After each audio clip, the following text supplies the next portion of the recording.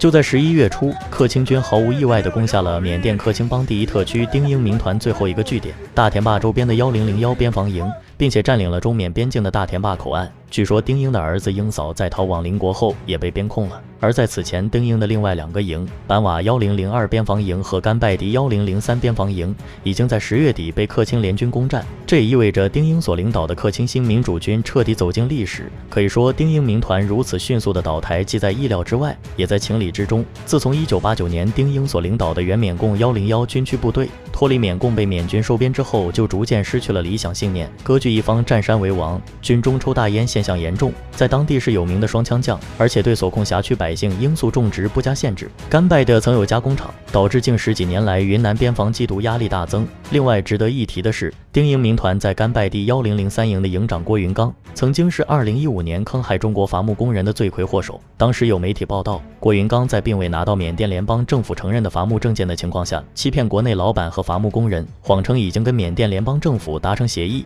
办好了伐木证件，可以去克钦邦伐木。随后，国内有23名木材老板先后组织了近1700名工人进入缅甸克钦邦伐木后运回云南，结果被缅甸政府派遣部队捉拿伐木工人，有155名伐木工人被缅军逮捕，并被判处20年有期徒刑。后经大使馆通过多次密集的申诉，时任缅甸总统吴登盛才在2015年7月签署了大赦令，释放了6966名服刑人员，包括被判刑的155名中方伐木人员。后据统计，此次遭缅方扣押车辆共有767辆，其中有110多台价值1.2亿元重型机械，400多辆价值1亿多元的双桥车，250多辆小车、吊车等，加上4家大老板在修路、买山时花费的1600多万，以及前期给工人支付费用，损失超过3.5亿人民币。从2024年年初至今，克钦军已经在克钦邦和善邦北部地区攻占了马本、莫茂、雷基、辛伯、英江阳、孙布拉邦、西董、齐培、板瓦、大田坝等13个城镇，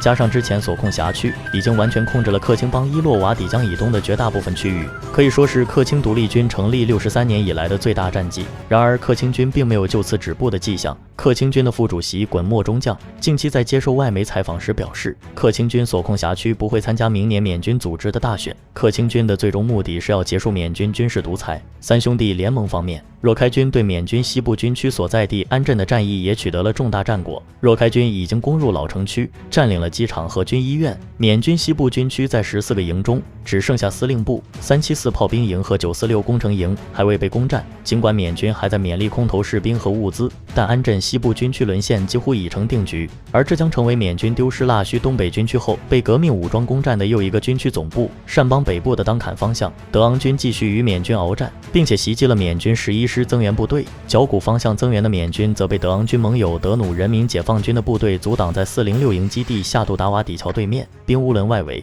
德昂军与缅军也有零星交火。缅军一名消息人士称，战况打打停停，班贝和冰乌伦的缅军部队每天进行炮击。目前冰乌伦入口维稳检查站已重开，但检查的十分严格。冰乌伦城区则没有受影响，民众能正常往来。而在同盟军方面也有了调兵动作，近期同盟军把腊戌城内的大部分军队都调离了，只剩下行政人员和警察维持治安。同盟军4大主力旅，其中311旅除训练营之外，全部调到了孟牙南兰一线。511旅的3个营以及蒙古县大队扼守在木姐外围，211旅还是布防在南榜和海亚村以及到圣桥一线，而611民族旅则调离到美航以南和曼弄山区。是否会去支援德昂军，还需要进一步确认。不久之前，同盟军对611民族旅进行了较大的改编。我们知道，同盟军的611旅成立于2022年1月，主要成员源自于2021年缅军政变后，缅共、克伦尼民族保卫军、缅族人民解放军、人民保卫军等组织纷纷前往缅北，与当时兵源短缺的果敢同盟军合作所成立的。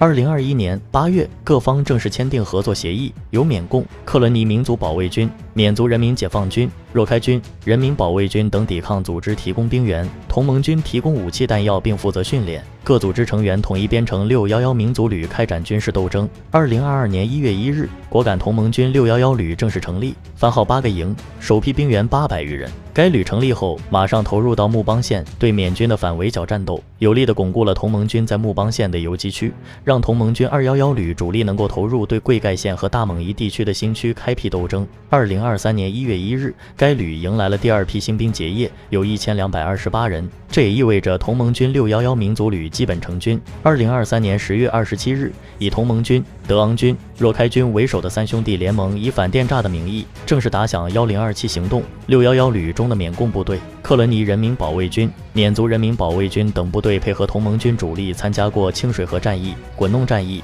木邦县城战役等重要战斗。1027行动第一阶段结束后，该旅主要驻防在腊戌北部至木邦一线休整。今年6月开展的1027行动第二阶段中，腊戌战役打响后，611旅归属同盟军第4战指指挥，先后占领了河北13科庄、孟丁察地、海嘎后山、68团、腊戌监狱等重要据点。同时，缅族人民解放军部队还在曼版伏击了缅军12野战旅的增援部队，缅军阵亡100余人。然而，腊戌战役结束后，面对多方压力，同盟军在9月4日和9月18日先后发布公告，不会与缅甸团结政府方面进一步开展军事政治合作。这也意味着需要与依附团结政府的抵抗组织划清界限。10月18日，缅共宣布其部分部队返回实皆省继续战斗。10月27日，缅族人民解放军宣布该组织位于善邦北部的部队向缅甸中部安雅地区挺进。缅族人民解放军领导人是缅甸诗人茂桑卡，他也是前民盟青年工作组委员，而且对北方邻国有比较激进的看法，因此已经不适合留在同盟军611旅的序列中。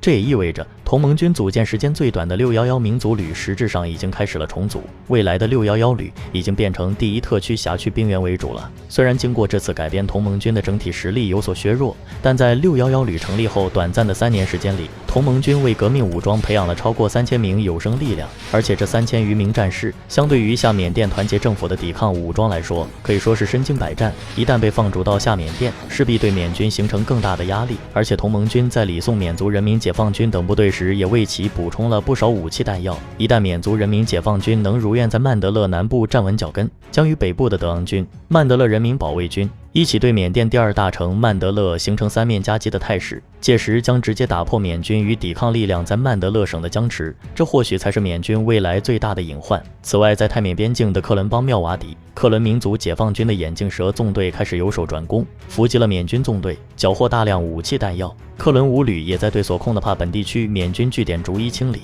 目前缅军在帕本地区仅剩下南部的战术指挥部据点和其他零星8个小据点仍在抵抗。同时有消息表明，妙瓦底最大的电诈保护伞克伦边防军的领导人苏奇都最近被欧盟方面制裁了。欧盟发布消息称，苏奇都领导的克伦边防军拥有 KK 园区、亚太新城园区、阿波罗园区、东美塞西港园区等电诈园区，每年能从电信诈骗行业获得不少于1亿美元的保护费。同时，欧盟还表示，网络诈骗不仅缅甸公民受骗，周边国家和地区受骗，甚至波及到了美国公民。因此，对克伦边防军的苏奇都、苏谋栋、苏丁温3名领导人和家族旗下的公司进行制裁。另外，据路透社报道，新任的联合国缅甸问题特使、前澳大利亚外交部长朱莉毕小普访问了缅甸首都内比都，并且会见了缅甸军政府领导人敏昂莱以及各少数民族抵抗武装的代表。随后，毕小普不无感慨地表示，缅甸的局势已经失控，武器制造、人口贩卖、毒品泛滥、诈骗横行，意味着缅甸在所有联合国成员国中犯罪率名列前茅。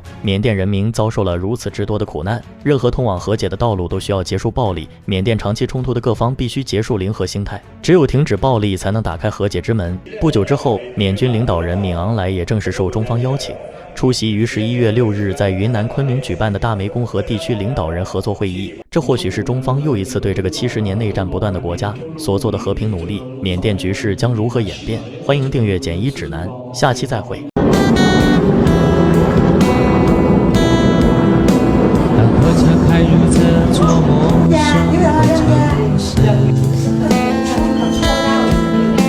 那是从来就没有见过的女红。我打开离别时你送我的信件，忽然感到无比的思念。看不见雪的冬天，不夜的城市，我听见有人欢呼，有人在哭泣。早习惯穿梭充满诱惑的黑夜，